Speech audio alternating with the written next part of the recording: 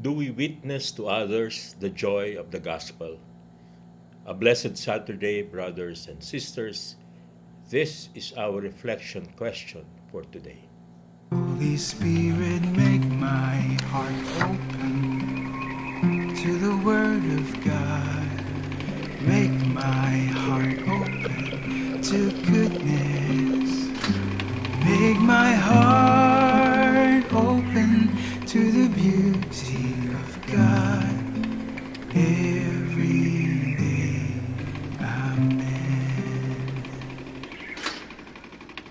Peter turned and saw the disciple following whom Jesus loved, the one who had also reclined upon his chest during the supper and had said, Master, who is the one who will betray you?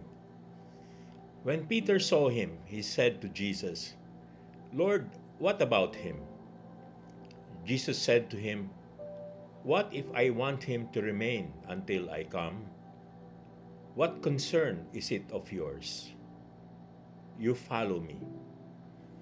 So the word spread among the brothers that that disciple would not die.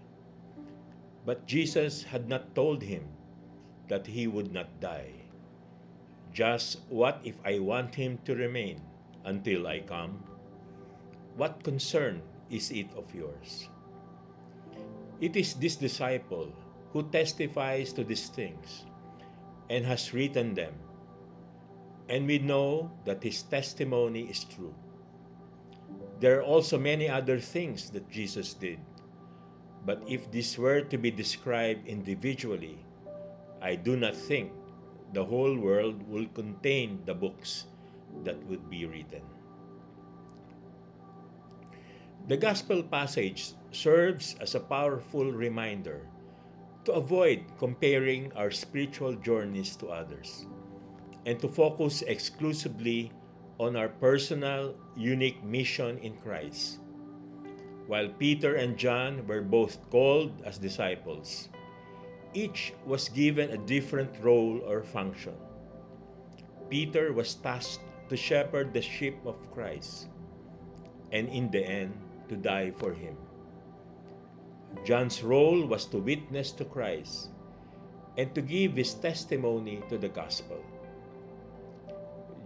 John lived to long age and wrote the fourth gospel as his testimony to the resurrection of Jesus Christ.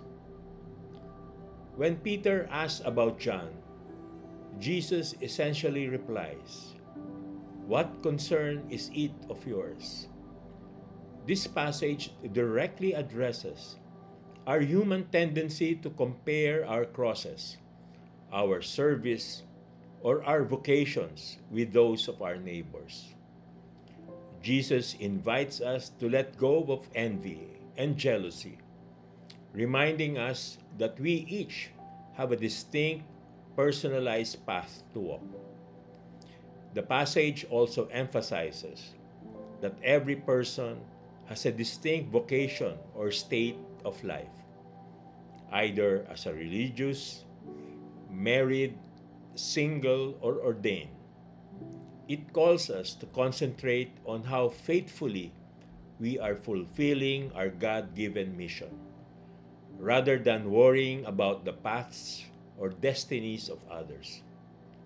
We are reminded that nobody is an exact copy of another person, and measuring our spiritual growth or worldly success against others distracts us from God's specific will for our lives.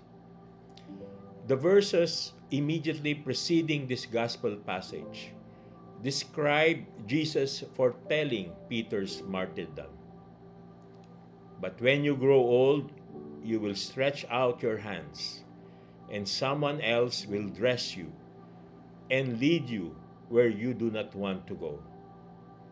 And by immediately following this prediction with the command, Follow me, Jesus is teaching Peter and all of us that true discipleship means surrendering our futures to God regardless of what the journey might entail. The Gospel concludes with a beautiful hyperbole, stating that if all the things that Jesus did were written down, the world would not contain the books. This highlights the boundless, infinite nature of God's grace and actions in the world, inviting us to marvel at the mystery of His works.